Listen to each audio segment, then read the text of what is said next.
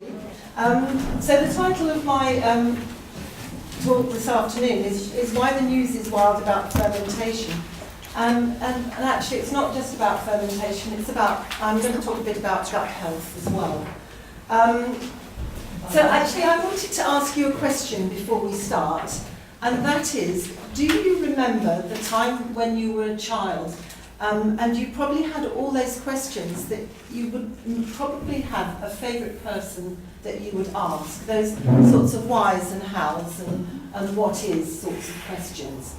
But do you remember the time when the person, your go-to person, turned around to you and said, well, I don't know, or I'm not sure? And that sense of sort of surprise and shock about that experience, do people remember that? Yes. I have a distinct memory of it. The reason I wanted to mention it today is because actually I'm going to be talking quite a bit of science. And when I was growing up, after the what's whys and the I don't know drama, the next thing that came on my horizon, for some reason that I can draw a parallel with, is science. And initially, when I was learning science at school, I thought it had all the answers. And I thought, you know, oh, that everything is known. And then as I got older, I began, and I was still at school, I began to realise that they didn't have all the answers. And I found it so interesting that actually I wanted to become a research scientist. I didn't become a research scientist, by the way. But anyway, it was in my sights for a period of time. But the net result is that the further I've gone along my timeline, the more I've come to see that actually science doesn't have the answers, and perhaps even some of the premises that science is based on aren't necessarily necessary, and that it's a somewhat possibly potentially self-serving construct, which I don't want to go into any further because that would be the topic of another talk, or could be the topic of another talk. But I just wanted to introduce that idea because I'm going to be talking about research papers, but I just wanted to sort of start by saying, personally, research isn't set in stone, and as I go on, you'll understand what I'm talking about. So, anyway, to get into the meat of what I'm going to be on about, I think we're all familiar with fermented foods, and it's all part of our everyday diet, and we're all aware that just about every traditional culture, in fact, I might be wrong, and I could say every traditional culture the world over has or used to have some form of fermentation within their diet and what they used to eat. It sort of, in the UK at least, it got sidelined as things got cleaned up and tidied up and sanitised and so on. And the interest in fermentation has only sort of been resurrected really in a more mainstream way other than macrobiotics over the last, I don't know, maybe 10 years. But there's been the introduction, first there was the introduction of yoghurt, which probably happened in the 60s, I guess. But then more recently, we've had probiotic milk drinks with particular bacteria in them that we're supposed to benefit from. And then more recently than that, living fermented vegetables. And recent research relating to our gut-friendly bacteria has resulted also in many new book publications that relate to gut health and how to feed and support your gut. So anyway, I'm actually going to go on at this point and talk a little bit more about the fermentation process, particularly as it happens in vegetables. I mean, the fermentation goes on all around us. You know, we nip down the road and have a drink, and you know, alcohol is fermented. The bread we eat is fermented. So it's around us all and every day. But during the fermentation process of vegetables, starches and sugars and sometimes proteins, particularly proteins in, say, beans, and perhaps more also in grains, even milk products and meat are converted into more digestible forms during the fermentation process. And it's through the work of microorganisms that the fermentation happens. And these natural fermenters are usually bacteria or fungi that may be introduced specifically onto the food, or we may rely on what's naturally present in the vegetable or in the air itself. So when we come to something like fermenting vegetables, in particular, say kimchi, we're actually using or making use of the natural bacteria that will be present on the leaves, and perhaps even in some instances on the roots of the plants if we're using roots. So it could be an argument to not scrub things too hard and clean things too much. How did I get into all this stuff? Through macrobiotics, I suppose, I became interested in various things. And one day a friend of mine said, "Oh, I've got some plums on my plum tree, would you like to come and pick them?" So I picked all these plums and I looked and I thought, well, what on earth am I going to do with all these plums? And I thought, I'll make umaboshi plums. I hadn't even started fermenting for myself at that stage. The only time I'd done anything was about 10 years before, and I'd had a failed attempt at some desperately looking bad sauerkraut in the bottom of the jar. So anyway, I looked on YouTube, and at that time there were only a few Japanese websites telling you how to make umaboshi plums, and of course I couldn't understand a word of it. So I kind of went, okay, well we'll do some brine, we'll put them in the brine, and I'll leave it on the floor of my larder and I'll forget about it. So I forgot about it for 18 months, and then when I went back I sort of unpacked it all and looked at it, and I thought, well, that looks all right. So I tried it, and it worked out really well. And I had happened to have some red shiso in my garden, so I popped that in there, and it even looked the right colour. And if you looked at my online at the things that were sent out, there's a picture of my jar of umaboshi plants in there. So that's how I got into it, and then from there on I sort of didn't look back, and I went back to the vegetables and had a little more success with the vegetables. So when we get on to sauerkraut, for example, what's going on? And it's not as simple as it may seem. We just kind of put it in the jar and we ram down the thing, and we make sure there's no air in there. We kind of, hopefully, we think it's about the right temperature. Do people make their own ferments here? A few. Some, yeah. It does its own thing, and usually it works out okay. We can be a bit more precise about that. You do have to have the right salinity, roughly, or it can be done with water and no salt at all. We do need to have no air, and that can result in a lot of problems. And it has to be the right temperature. So, for example, in the commercial fermentation of sauerkraut, they've worked out that the best temperature is 13 to 18 degrees. So putting it in your kitchen, it's going to be too warm. It needs to go in a larder. Traditionally, it would have been fermented in a cellar, where it would have been kept all winter, and people would have just taken out what they wanted as and when they required it. So anyway, very briefly, sauerkraut is fermented. The fermentation is in 3 phases, and it starts off with one type of bacteria. As the food ferments, the bacteria produce lactic acid and other acids, and it produces a more acidic environment, and you get then a second wave, and finally a third wave of bacteria, which is the lactobacilli, which are generally the most beneficial ones. And the process generally takes 7 to 14 days. Is there anything else that I wanted to speak about that? Not in particular. Anyway, I don't need to tell you all about how to make ferments.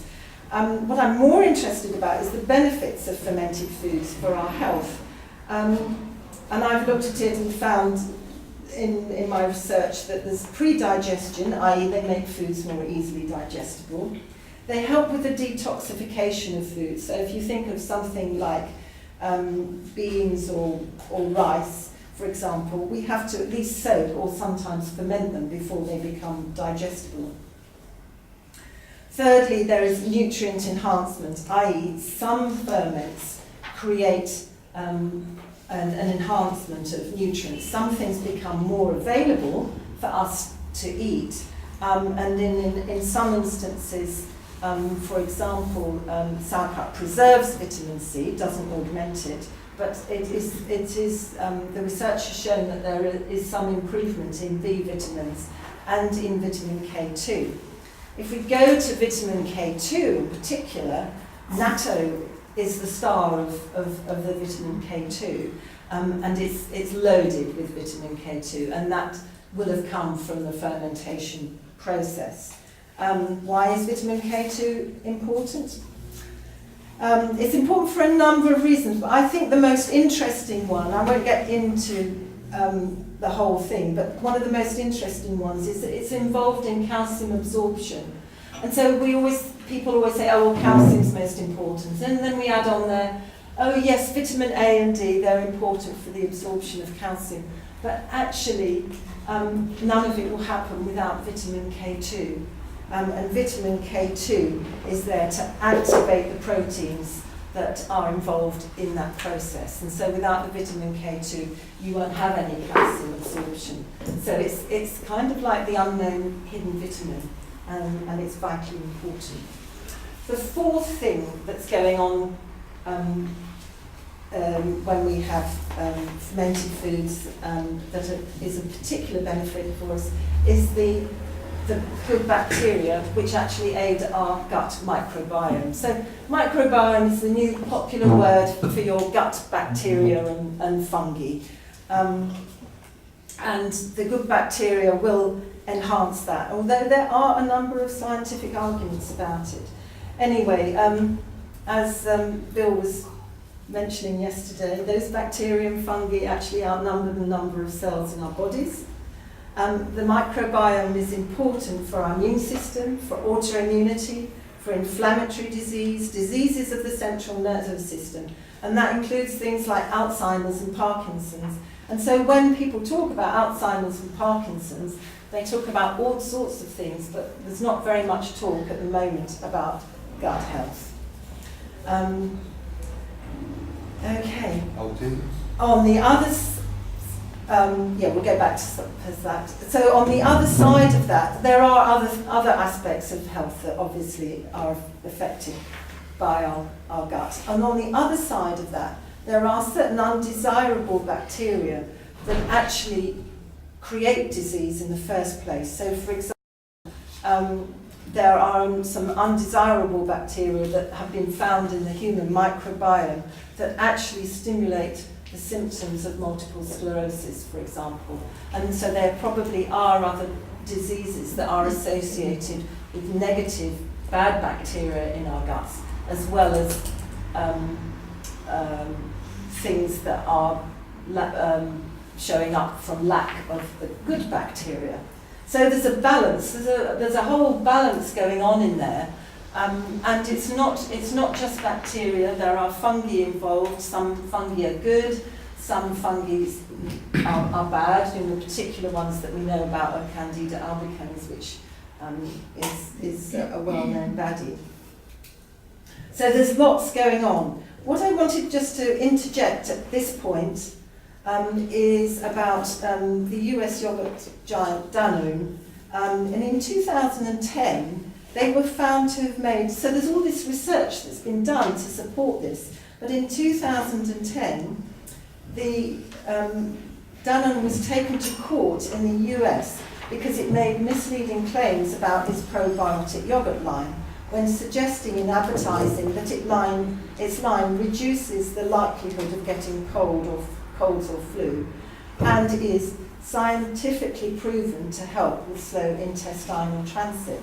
Now, you would think that actually, with all the scientific information, that would be cut and dried. But actually, the way that science works is, unless you've actually specifically proven that, so you might say, oh, it boosts the immune system, but unless you've done a scientific study to show that it actually stops people getting colds or flu, that bit about the immune system isn't sufficient scientific evidence. And so that's what I find quite interesting about the science. It's like there's a lot of things that you'd think, oh, well, one follows therefore the other, but not the case. So they had to pay out to the tune of $21 million to the various US states. So in 2012, what Danone did, which I think is very interesting, and you can all see on the internet, is they created a new initiative, and it's called Gut Microbiota and Health. And this is a website whose mission is mission statements. Mission is to share knowledge and promote debate regarding gut microbiota. And it was launched by the European Society of Neurogastroenterology and Motility, but it's actually financially supported by Danone. Unless you kind of look on the website, and it has got a lot of really useful information, and it praises scientific research, and it's a great website. But you have to remember that actually someone big is funding it. And there's a little one thing that I wanted to add here, and that is that actually it's been proven that chewing your food has a beneficial effect on your microbiome. The science tells us that. And that's what I find so interesting. It's like, actually we know all this stuff, and we've been teaching it for years. But actually, the science is only now beginning to catch up with what we've known for so long. So the other thing that I'm particularly interested in is actually about brain and mental well-being and the gut microbiome. So it was as long ago as 1807 that the French psychiatrist Philippe Pinel said, "The primary seat of insanity generally is in the region of the stomach and intestines." That was in 1807. Pinel is known to be the father of modern psychiatry, and came to this quote after working with mental patients for many years.